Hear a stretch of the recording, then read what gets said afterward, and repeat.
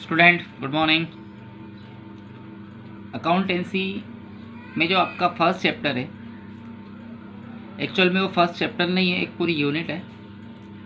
अगर आप लोग अपना सिलेबस देखें तो आपका सिलेबस 14 चैप्टर्स में डाइवर्ट किया गया है।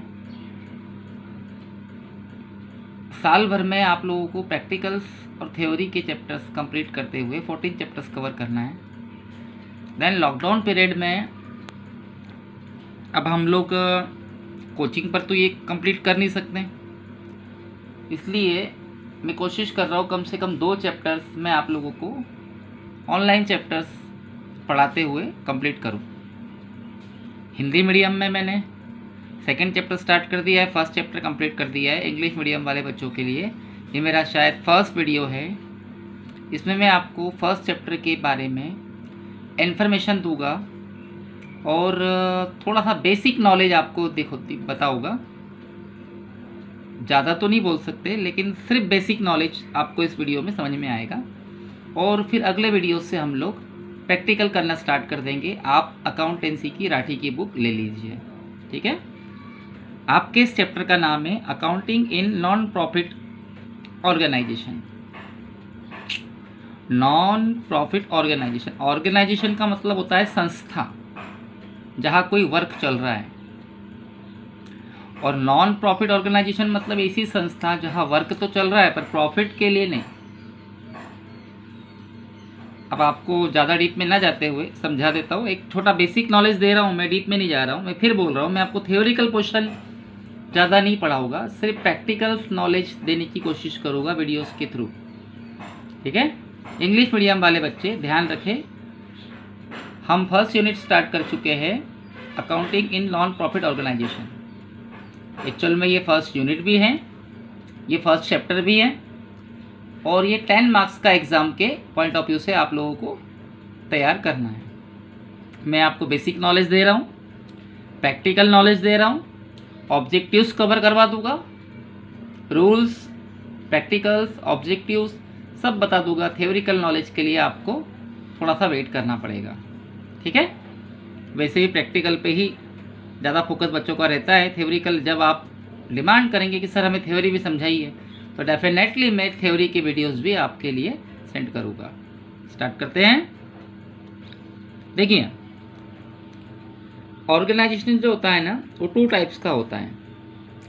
पहला होता है प्रॉफिट ऑर्गेनाइजेशन, जिसे आप ट्रेडिंग ऑर्गेनाइजेशन भी कह सकते हो। पहले मैं इसकी इन्फॉर्मेशन दे देता हूँ। प्रॉफिट ऑर्गेनाइजेशन एक ऐसा ऑर्गेनाइजेशन होता है जिसका केवल एक ही एम होता है। एम मतलब उद्देश्य, पैसा कमाना, प्रॉफिट अर्न करना। प्रॉफिट कहाँ से आए, पैसा कहाँ से आए, बस यही उनका एम होता है। हमारे आसपास जितनी भी दुकानें हैं, चाहे कपड़े की दुकान हो, क्लॉथ मार्केट हो, शूज़ मार्केट्स हो, वेजिटेबल मार्केट्स हो, मसाला मार्केट हो, कोई भी मार्केट हो, फिश मार्केट हो, यूटेंसिल्स मार्केट हो, बर्तन की दुकान हो, किराना दुकान हो, कोई भी दुकान हो, कोई भी मार्केट हो, कोई भी शॉपिंग मॉल्स हो, एक फिल्म थिएटर से लेकर, एक दूध की डेयरी से लेकर, एक किराना मॉल से लेकर, एक छोटे से पान की दुकान तक, ये सब ट्रेडिंग ऑर्गेनाइजेशन है, प्रॉफिट ऑर्गेनाइजेशन, जिनमें या तो प्रोडक्ट्स बनाए जाते हैं या खरीदे जाते हैं, परचेस किए जाते हैं, और बनाकर परचेस करके उन्हें बेचा जाता है, और बीच में प्रॉफिट कमाया जाता है। पब्लिक को सिर्फ और सिर्फ प्रोडक्ट बनाकर बेचना या प्रोडक्ट परचेस करके बेचना, यही प्रॉफिट ऑर्गेनाइजेशन का काम होता है। और सबसे बड़ा एम इनका पैसा कमाना होता है, प्रॉफिट अर्न करना होता है।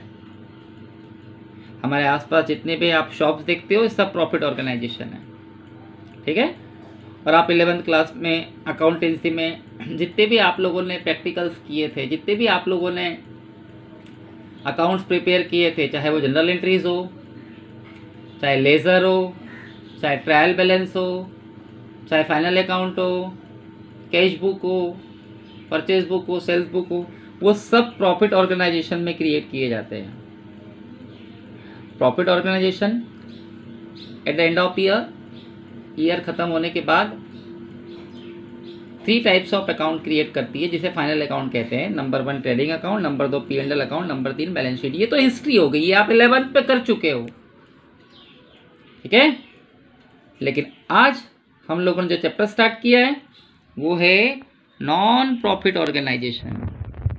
ये ऐसा ऑर्गेनाइजेशन होता है जो पब्लिक की हेल्प के लिए, सोशल वर्कर के लिए वर्क करता है, जिसका एम लोगों की सेवा करना होता है, जनता की मदद करना होता है, देश प्रेम, समाज सेवा, सोशल वर्क, यही इनका काम होता है, ठीक है। इनका एम प्रॉफिट अर्न करना नहीं होता, प्रॉफिट गेन करने के लिए, पैसा कमाने के लिए ये ऑर्गेनाइजेशन वर्क नहीं करता। आप देखे हो इस लॉकडाउन पीरियड में कई ऐसे ऑर्गेनाइजेशन सामने आए हैं जिन्होंने पब्लिक की मदद की है, मजदूरों की मदद की है, गरीब लोगों को खाना खिलाया है। देखा होगा आप लोगों ने, मेरे पास इससे बड़ा कोई एग्जाम्पल नहीं है, ठीक है। और हो सकता है कि जो बच्चे मेरे वीडियो देख रहे हो सकता है कि उनके घर के कोई मेंबर या वो खुद भी ऐसे किसी ऑर्गेनाइजेशन से कनेक्ट हो। ऐसे ऑर्गेनाइजेशन पब्लिक की मदद करते हैं, जनता की सेवा करते हैं, सोशल वर्क करते हैं। जैसे इनका केवल एक ही उद्देश्य होता है, एक ही एम होता है, प्रॉफिट कमाने की बजाय पब्लिक को हेल्प करना, समाज का कल्याण करना और ऐसी एक्टिविटीज़ क्रिएट करना जिससे सोशल वर्क हो सके, पब्लिक को हेल्प मिल सके। जैसे कई प्रकार के स्पोर्ट्स क्लब होते हैं जो स्पोर्ट्स ऑर्गेनाइज करवाते हैं, ठीक है। संगीत शिक्षण संस्थान होते हैं जो लोगों को संगीत सिखाते हैं, नाटक कलागृह, या कई प्रकार के लाइब्रेरिया, या कई प्रकार के चैरिटेबल हॉस्पिटल्स, कई प्रकार के बड़े बड़े क्लब्स, या कई प्रकार के चैरिटेबल स्कूल्स, कॉलेज। ये सब ऐसे ऑर्गेनाइजेशन होते हैं जिनका एम सिर्फ और सिर्फ पब्लिक की मदद करना होता है। हमारे स्कूल्स, कॉलेज, कई प्रकार के एसोसिएशंस इसमें इंक्लूड होते हैं। मंदिर, मस्जिद, गुरुद्वारा, गिरजाघर, चर्च, साई मंदिर समिति, गुरुद्वारा कमेटी, गणेश उत्सव समिति, नवदुर्गा उत्सव समिति, ये सब नॉन प्रॉफिट ऑर्गेनाइजेशन में आएंगे। तो आप लोगों को नॉन प्रॉफिट ऑर्गेनाइजेशन पढ़ना है इस साल। अब प्रश्न ये है, क्वेश्चन ये है कि जब ये इतने सारे वर्क करते हैं, ठीक है, तो अकाउंट्स भी क्रिएट करते होंगे। जो प्रॉफिट ऑर्गेनाइजेशन होते हैं वो ट्रेडिंग अकाउंट, P&L अकाउंट और बैलेंस शीट बनाते हैं, और जो नॉन प्रॉफिट ऑर्गेनाइजेशन होते हैं वो पहला अकाउंट बनाते हैं receipt and payment account, income and expenditure account, और तीसरे नंबर पर बैलेंस शीट है।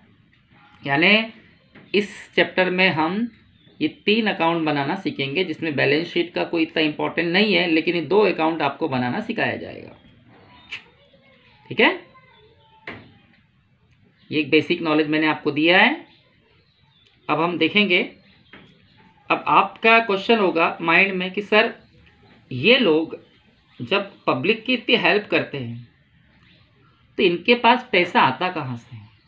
ये सबसे इम्पोर्टेंट क्वेश्चन बन जाता है कि सर पब्लिक की हेल्प करने के लिए इनके पास पैसा आता कहाँ से है? इनकम ऑफ सोर्सेस, मतलब ये किस तरीके से व्यवस्था करते हैं, ठीक है, किस तरीके से ये सारी फैसिलिटीज़ कलेक्ट करते हैं, पब्लिक को मदद करते हैं। तो इसका सबसे बड़ा जवाब है कैश सिस्टम। ये कैश सिस्टम के थ्रू चलते हैं। कैश सिस्टम क्या होता है कि ये पैसा कलेक्ट करते हैं और उसी कलेक्ट किए हुए पैसे में से पब्लिक की मदद करते हैं। यहाँ उधारी वाला कोई रोल नहीं होता, यानी कैश सिस्टम पे चलते हैं। तो सिंपल बताता हूँ। इनकम सोर्सेस, आप लोगों के माइंड में जैसे ही मैंने आपको बताया कि पब्लिक की मदद करते हैं, तो आपके माइंड में क्वेश्चन आया होगा कि सर ये पब्लिक की मदद करते कैसे हैं? सबसे पहला जवाब है इनकम सोर्सेस। इनकम सोर्सेस मतलब इनके पास पैसा आता कहाँ से है? सबसे पहला, सबसे बड़ा इनकम सोर्सेस है सब्सक्रिप्शन। सब्सक्रिप्शन मीन चंदा। अब आप समझ गए होंगे चंदा क्या होता है। अब चंदे को कई तरीके से आप देख सकते हो, है ना। एक रजिस्टर ले लिया और कई प्रकार के रेस्पेक्टेड पर्सन्स के यहाँ गए, ठीक है, और उनसे ऑर्गेनाइजेशन के लिए पैसा कलेक्ट किया, मांग कर, वो चंदा है। गणपति दुर्गा देवी बिठाते हो, चंदा जमा करते कि नहीं करते? इसी प्रकार से, इसी टाइप से चंदा सब्सक्रिप्शंस जमा किया जाता है, मांगा जाता है। और इसका एक और रूप है, जैसे मान लो किसी ऑर्गेनाइजेशन को 15 लोग मिलकर चला रहे हैं, तो 15 लोग मिलकर आपस में भी कुछ अमाउंट जमा करते हैं, उसे भी आप चंदा कह सकते हो। ठीक है। दूसरा इनकम ऑफ सोर्सेज डोनेशन है, जिसे आप दान कहते हैं।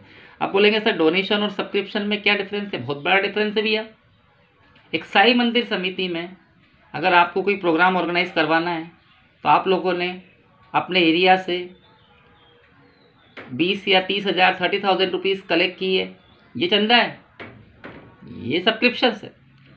और कुछ लोगों ने मंदिर समिति की जो पेटी बनी हुई है, बॉक्स बना हुआ है, उसमें अपने मन से 10,000 रुपये 10,000 रुपीज़ सबमिट कर दिए, जमा कर दिए, ये दान है। मतलब ये मांगा जाता है या जमा किया जाता है, और ये बिना मांगे मिल जाता है।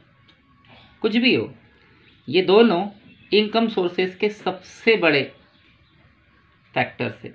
मतलब इन दोनों से ही इस प्रकार के ऑर्गेनाइजेशन में पैसा आता है, इसका ध्यान रखना। ठीक है।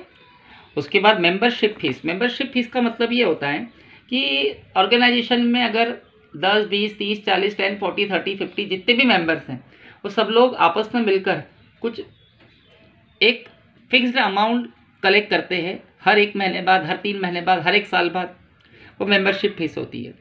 और वो इनकम सोर्सेस है, क्योंकि वो सब ऑर्गेनाइजेशन में पैसा आता है। Entry fees. अब आप कहेंगे सर एंट्री फीस क्या होती है? एंट्री फीस का मतलब मैं आपको समझा देता हूँ कि भाई अगर मैं ऐसे ऑर्गेनाइजेशन में मेंबर बनना चाहता हूँ, तो मुझसे मेंबर बनने के लिए एक अमाउंट लिया जाएगा, वो अमाउंट कहलाएगा एंट्री फीस, और वो ऐसे ऑर्गेनाइजेशन की इनकम बन जाएगी। और फिर हर महीने या हर हफ्ते या हर 1 साल बाद या हर 3 महीने बाद मुझे मेंबर बनने के बाद वहाँ कुछ फीस और जमा करनी पड़ेगी, वो कहलाएगी मेंबरशिप फीस। कुल मिला के ये सब ऐसे ऑर्गेनाइजेशन की इनकम के सोर्सेस हैं। ठीक है। इसके अलावा है इंटरेस्ट ऑन इन्वेस्टमेंट। अब भाई सपोज कीजिए ऐसे ऑर्गेनाइजेशन के पास बहुत सारा पैसा जमा हो गया, बहुत सारा अमाउंट कलेक्ट हो गया, तो उसने क्या किया, उस अमाउंट को किसी ऐसी जगह इन्वेस्ट कर दिया जहाँ से उसे इंटरेस्ट मिल सके। सपोज बैंक में जमा कर दिया या किसी ऑर्गेनाइजेशन में इन्वेस्ट कर दिया, तो उस पैसे के इन्वेस्टमेंट पर जो इंटरेस्ट इसे मिलेगा वो इसके लिए इनकम बन जाएगी। Other income from sources. कई प्रकार के इनकम फ्रॉम सोर्सेस होते हैं, जैसे एंटरटेनमेंट। कोई एंटरटेनमेंट प्रोग्राम ऑर्गेनाइज करवा दिया, कोई नाटक करवा दिया, कोई जैसे मान लो कोई एक्टिविटीज़ करवा दी और उसकी टिकट से पैसा कलेक्ट किया। स्पोर्ट्स ऑर्गेनाइज करवा दिया, उस स्पोर्ट्स की एंट्री फीस या स्पोर्ट्स के टिकट्स बेचे गए, उससे पैसा मिला। रेंट। कई प्रकार के बिल्डिंगें क्रिएट कर दी, भवन बना दिए गए, और वहाँ गरीब बच्चों को पढ़ने लिखने के लिए कुछ बहुत कम फीस पर रूम्स दे दिए, और उस रूम से मिला हुआ रेंट इसके लिए इनकम है, एक्सेट्रा। मतलब ये है कि ये सब इनकम सोर्सेस है। मैं रिपीट करता हूँ कि इनकम सोर्सेस कैसे आएंगे। ऐसे ऑर्गेनाइजेशन पब्लिक की हेल्प के लिए, पब्लिक की मदद के लिए काम करते हैं। ठीक है। देन इसके पास पैसा कहाँ से आएगा? सबसे पहले ये चंदा मांगेंगे, सब्सक्रिप्शंस मांगेंगे, फिर इनके पास बिना मांगे डोनेशन आएगा। अपने पास जितने भी मेंबर थे, मेंबर से फीस कलेक्ट करेंगे, वो कहलाएगी मेंबरशिप फीस। और कोई नया मेंबर जब उस ऑर्गेनाइजेशन में एंट्री करता है तो उससे भी फीस मांगी जाएगी, वो कहलाएगी एंट्रेंस फीस। ये सब इसके इनकम के सोर्सेस है, और ये चारों उसके इनकम के सोर्सेस है। मतलब इन चारों फैक्टर से पैसा हमेशा संस्था के पास, ऑर्गेनाइजेशन के पास आएगा। ठीक है। और interest on investment. Interest on investment, investment का मतलब होता है हमारा पैसा इन्वेस्ट करना, कहीं लगा देना। जैसे मेरे पास 1 लाख रुपए और मैंने बैंक में जमा कर दिए, मेरा इन्वेस्टमेंट है, और वहाँ से मुझे इंटरेस्ट मिलेगा। उसी प्रकार ऑर्गेनाइजेशन अपने पास की जमा पैसे को किसी जगह इन्वेस्ट कर देती है, और वहाँ से उसे जो इंटरेस्ट मिलता है वो इसी ऑर्गेनाइजेशन के लिए इनकम फैक्टर है। और भी कई प्रकार के इनकम सोर्सेस होते हैं। ठीक है। अब आप बोलेंगे सर इनकम तो हो गई, फिर खर्चा कहाँ करते हैं? भाई खर्चा तो कई चीज़ों में करते हैं, जैसे अभी बताया आपको कि सारे पैसे को कलेक्ट करके पब्लिक की मदद करते हैं। तो अगला आएगा एक्सपेंडिचर। एक्सपेंडिचर तो बहुत सारे हो सकते हैं, ऑल टाइप्स ऑफ एक्सपेंडिचर, कई प्रकार के एक्सपेंडिचर होंगे। जब वे पब्लिक की मदद ही कर रहे हैं तो पब्लिक की मदद करते समय कई प्रकार के एक्सपेंडिचर आएंगे। ठीक है। हो सकता है ये अपना कारोबार या अपना ऑर्गेनाइजेशन किसी किराए से दी हुई संस्था में चला रहे हो तो उनको रेंट देना पड़ेगा, काम करने वाले लोगों को सैलरी देनी पड़ेगी, ठीक है। उसके बाद कई प्रकार के एक्सपेंसेस होंगे, मजदूरी देनी पड़ेगी, वेजेस, असेट्स खरीदेंगे, एक्सेट्रा। मतलब एक्सपेंसेस तो कोई भी हो सकते हैं, ऑल टाइप्स ऑफ एक्सपेंसेस। खर्चा किया, खर्चा तो कोई भी हो सकता है, ठीक है। इस टाइप से मैंने आपको एक छोटा सा मतलब पार्ट समझाने की कोशिश की है। अब आप लोगों को मैं ये बता देता हूँ कि जो अपना फर्स्ट अकाउंट बनाते हैं, रिसीप्ट एंड पेमेंट अकाउंट, ठीक है। तो आप लोगों के माइंड में सबसे पहले तो एक बात आनी चाहिए कि अकाउंट बनाते क्यों है। अरे भाई, ये ऑर्गेनाइजेशन छोटे लेवल पे थोड़ी होते हैं। किसी ने शिरडी के साई संस्थान का नाम सुना है? सुना क्या है? भारत का सबसे बड़ा कोई धार्मिक संस्थान अगर है तो तिरुपति बालाजी मंदिर है, फिर शिरडी साई मंदिर समिति है, वैष्णो देवी संस्थान है। इसी प्रकार कई प्रकार के अलग अलग धर्मों के अलग अलग संस्थान होते हैं। यहाँ पैसा करोड़ों क्या अरबों में आता है और खर्चा भी उसी तरीके से किया जाता है, तो इसका हिसाब तो रखना पड़ता होगा, है कि नहीं? तो इसका हिसाब रखने के लिए इस दो टाइप के अकाउंट बनाए जाते हैं, जिसमें से पहला अकाउंट होता है रिसीप्ट एंड पेमेंट अकाउंट। इसे कहते हैं प्राप्ति और भुगतान खाता, हिंदी मीडियम में। अब आप इंग्लिश मीडियम वाले बच्चे तो ध्यान रखना, रिसीप्ट्स का मतलब होता है पैसों की प्राप्ति, पेमेंट का मतलब होता है पैसे की पेमेंट, यानी कितना पैसा उस ऑर्गेनाइजेशन के पास आया और कितना पैसा उस ऑर्गेनाइजेशन ने पेमेंट किया, उसकी इंफॉर्मेशन के लिए बनाया जाता है रिसिप्ट एंड पेमेंट अकाउंट, ठीक है। और रिसिप्ट एंड पेमेंट अकाउंट का ये फॉर्मेट आपके सामने है। देखिए, मैं इसके जस्ट बाद आपको प्रैक्टिकल स्टार्ट कर दूंगा, ठीक है। रिसिप्ट्स यानी जितना भी पैसा ऑर्गेनाइजेशन के पास आएगा वो डेबिट से आएगा, पेमेंट जितनी भी पेमेंट्स होंगी वो सब क्रेडिट से होगी, ठीक है।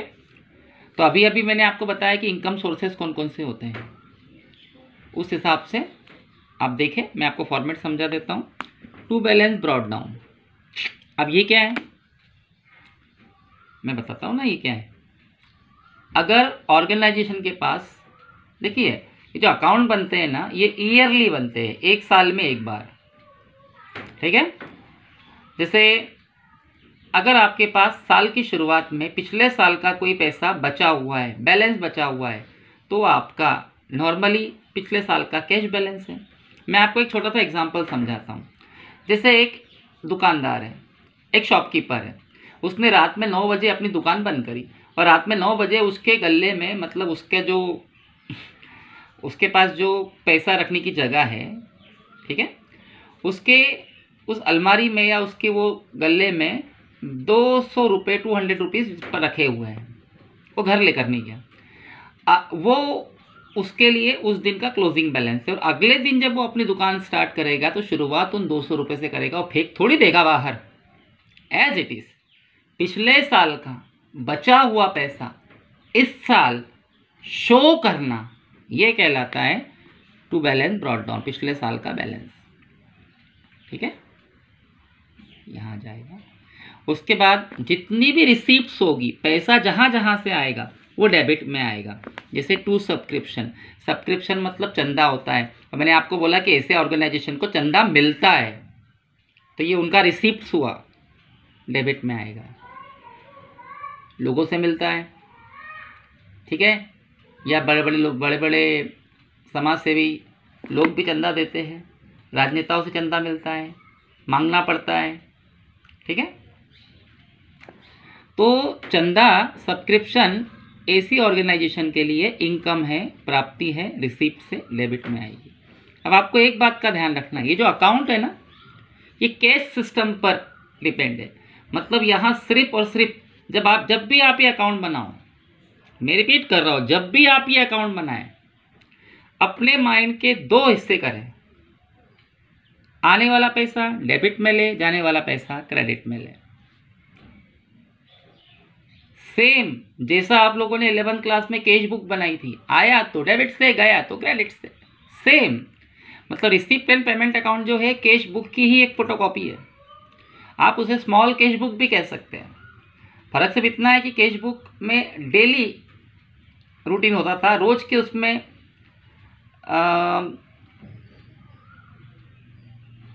रोज की उसमें एंट्रीज होती थी।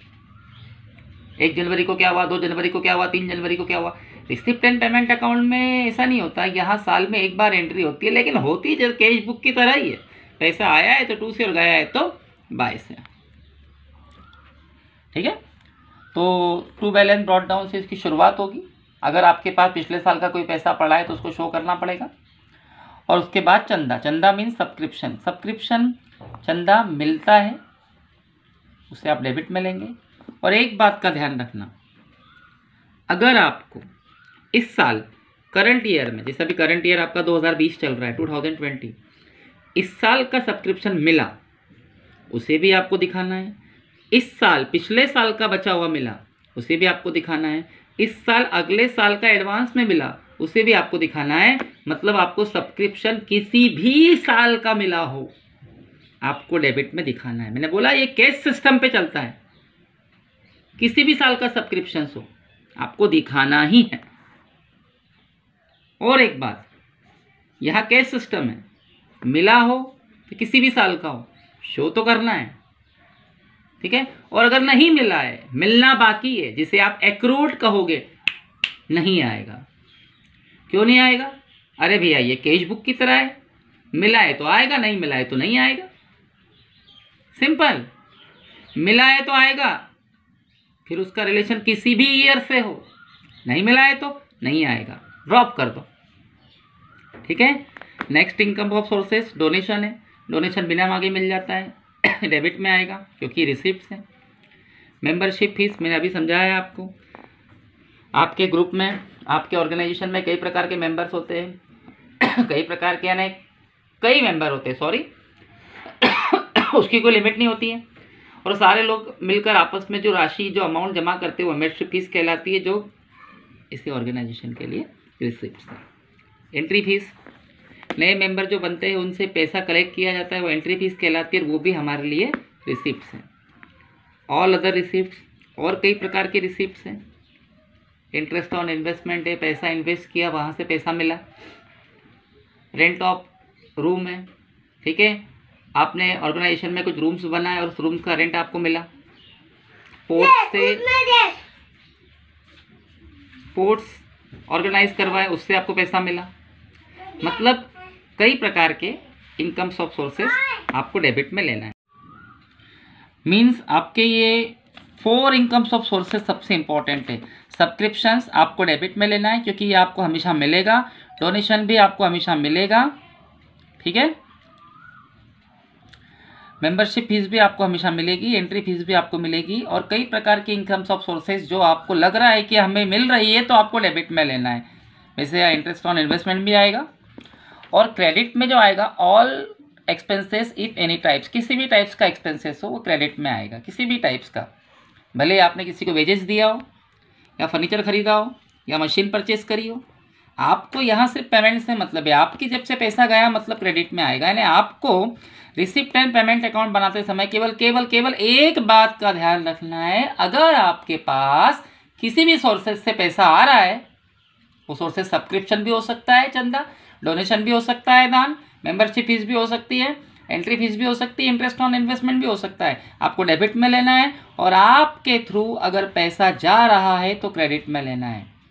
और एक बात का ध्यान रखना, आया है तो लेना है, आना बाकी है एक्रूड छोड़ देना है, गया है तो दिखाना है, नहीं गया है देना बाकी है। आउटस्टैंडिंग आपने अभी दिया नहीं है, शो करने की ज़रूरत नहीं है क्योंकि ये कैश सिस्टम है। कैश रिसिप्ट से तो आएगा, नॉट रिसिप्ट से एक्रूड नहीं आएगा। कैश पेमेंट है तो आएगा, नॉट पेमेंट है, ड्यू है, आउटस्टैंडिंग है, नहीं आएगा। और लास्ट में आंसर कैसे निकलेगा? देखिए, डेबिट का टोटल आपको लगाना पड़ेगा और वही टोटल क्रेडिट में शो करना पड़ेगा क्योंकि अकाउंट्स में दोनों साइड का टोटल सेम होता है। और मैं डेबिट का टोटल इसलिए बोल रहा हूँ क्योंकि डेबिट साइड में रिसीप्ट्स होती है और रिसीप्ट्स कभी भी पेमेंट से ज़्यादा नहीं होती, ज़्यादा ही होती है। भाई मेरे पास 100 रुपये है तो मैं खर्चा 100 ही करूँगा या 100 से कम करूँगा, ज़्यादा तो कर नहीं सकता। मतलब जितनी रिसिप्ट्स होगी उससे कम ही पेमेंट होगी। और समझदार व्यक्ति कम ही पेमेंट करेगा, कुछ पैसा बचा के रखेगा। इसीलिए डेबिट का टोटल ज़्यादा होगा। हो सकता है दोनों साइड इक्वल हो जाए, लेकिन ये साइड कभी इससे ज़्यादा नहीं होगी, क्योंकि ये कैश सिस्टम है ना भैया, जितना पैसा है उतनी ही पेमेंट होगी, जो नहीं है उसकी पेमेंट थोड़ी होगी। इसलिए आंसर निकालने के लिए डेबिट में से क्रेडिट माइनस करेंगे तो बाय बैलेंस कैरी डाउन आएगा। ओपनिंग कैश बैलेंस जो साल की शुरुआत में था और क्लोजिंग कैश बैलेंस जो साल के एंड में आया। ठीक है। और एक बात का ध्यान रखना, द आउटस्टैंडिंग एक्सपेंसेस है, मतलब ऐसे एक्सपेंसेस जो अभी करना बाकी है नहीं आएंगे, क्योंकि आपने अभी ये किए ही नहीं, आपकी जेब से पैसा गया ही नहीं, तो क्यों शो करे। एक्रूड इनकम, ऐसी इनकम जो मिलना बाकी है, अभी आपके पास आई ही नहीं, तो क्यों शो करे। डेप्रिसिएशन, डेप्रिसिएशन आपने 11th में पढ़ा है। डेप्रिसिएशन का मतलब होता है मशीनों के प्राइस में 1 साल के बाद होने वाला डिक्रीज वैल्यू, मतलब उसके प्राइस में 1 साल में जो कमी आती है उसे हम डेप्रिसिएशन कहते हैं। लेकिन वहाँ हमें किसी को नगद पैसा थोड़ी देना पड़ता, उसका प्राइस तो अपने आप कम हो जाता है, इसलिए वो भी यहाँ नहीं आएगा, क्योंकि ये कैश सिस्टम पे चलता है। तो आउटस्टैंडिंग एक्सपेंसेस, एक्रूड इनकम और depreciation not included in this account, इस अकाउंट में नहीं आएंगे। ये तो मैंने आपको मेरी बेस पर इसका फॉर्मेट समझाया है। अब मैं आपकी बुक में क्या फॉर्मेट दिया है रिसिप्ट एंड पेमेंट अकाउंट का, वो आपको समझाने की कोशिश कर रहा हूँ। ठीक है, ये देखिए, ये आपके बुक में एक फॉर्मेट दिया हुआ है रिसिप्ट एंड पेमेंट अकाउंट का। ठीक है, यहाँ रिसिप्ट्स आती है और यहाँ payment. To balance brought down if any, अगर आपके पास पिछले साल का कोई पैसा पड़ा है तो आप उसे डेबिट में ले लीजिए।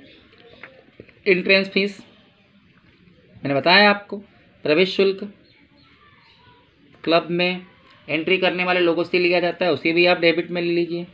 लाइफ मेंबरशिप फीस, लोगों से लिया हुआ लाइफ टाइम पैसा। सब्सक्रिप्शन चंदा, आपको हर साल किसी भी साल का चंदा मिला हो, किसी भी साल का सब्सक्रिप्शन मिला हो, चाहे वो लास्ट ईयर का हो, करंट ईयर का, नेक्स्ट ईयर का, आपको लेना है। डोनेशन भी आपको मिलता है। इनकम फ्रॉम लेक्चर, अगर आपके ऑर्गेनाइजेशन के लोग कहीं लेक्चर देते हैं और वहाँ से उन्हें पैसा मिलता है तो आपकी इनकम में इंटरेस्ट ऑन इन्वेस्टमेंट बताया मैंने आपको। इनकम फ्रॉम कंसर्ट, आप लोगों ने कोई कंसर्ट ऑर्गेनाइज किया, कोई प्रोग्राम ऑर्गेनाइज किया, वहाँ से आपको इनकम हुई। सेल्स ऑफ ओल्ड न्यूज़पेपर, आपने पुराने न्यूज़पेपर बेचे, वहाँ से आपको इनकम हुई। सेल्स ऑफ फर्नीचर, आपने फर्नीचर बेचा, आपसे वहाँ से इनकम हुई। प्रॉफिट ऑन एंटरटेनमेंट, आपने लोगों का मनोरंजन करा, एंटरटेनमेंट किया, वहाँ से आपको इनकम हुई। रेंट रिसीव, आपने कुछ कमरे किराए से दिए, वहाँ से आपको इनकम हुई। लोन फ्रॉम गवर्नमेंट, आपको गवर्नमेंट से लोन मिल गया। यानी आपको किसी भी टाइप की इनकम मिली हो वो डेबिट में आएगी, अदर रिसिप्ट्स करके। और पर्टिकुलर क्रेडिट में पेमेंट आएगी, आपने रेंट दिया, आपने सैलरी दी, आपने इलेक्ट्रिसिटी का बिल दिया, आपने फर्नीचर दिया, आपने ऑफिस एक्सपेंसेस दिए, प्रिंटिंग दिया, लाइब्रेरी के बुक्स खरीदे, इन्वेस्टमेंट किया, क्रेडिटर को पेमेंट किया, इंश्योरेंस करवाया, रिपेयर करी, इलेक्ट्रिक इंस्टॉलेशन करवाए, सन्ड्री एक्सपेंसेस, कई प्रकार के एक्सपेंसेस क्रेडिट में आएंगे। मतलब डेबिट में सारी इनकम्स आएंगी, क्रेडिट में सारे एक्सपेंडिचर आएंगे। अब मैं अपने नेक्स्ट वीडियो में आप लोगों को प्रैक्टिकल करवाऊंगा, और ध्यान रखना practical receipt and payment account के शायद 2 वीडियो में कंप्लीट हो जाएंगे। आई रिपीट इट, 2 वीडियो में। इसलिए आपको ईमानदारी से ये वीडियो पूरे देखने पड़ेंगे।